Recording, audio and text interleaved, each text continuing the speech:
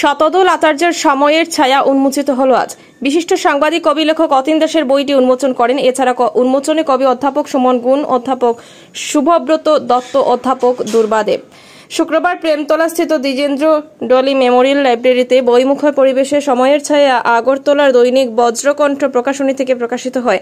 এদিনের বইটির উন্মোচন অনুষ্ঠানে প্রথম উত্তরীয় দিয়ে সবাইকে সংবর্ধনা দেওয়া হয়। উন্মোচক কবি সাংবাদিক অতীন দাস বলেন, এ সময়ে দাঁড়িয়ে কবিতা লেখা এক যুদ্ধের সৈনিকের মতো। প্রত্যেক ভাষা যুদ্ধের সৈনিক।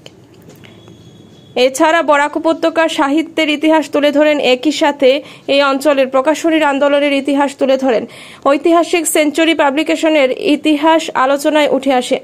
এই সাথে শতদলের কবিতা এ সময়ের কথা তুলে ধরছে। শতদল এ সময়ে বরাকের উজ্জ্বল এক কবি, তার কবিতার ইতিহাস, বাংলাদেশ সবই উঠে আসছে। বিস্তারিত দেখুন শিলচর সংবাদের পর্দায়।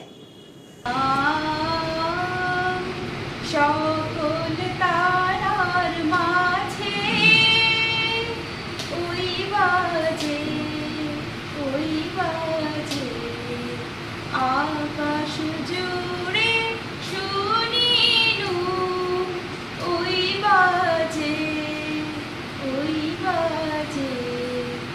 তোমারি মনে ভুলে কখন আমার লালাট দিল ছুঁয়ে শান্তি ধারায় বেদন গেল ধুয়ে আপন আমার আপনি মরিলা যে মধুর বাঁশরি বাজে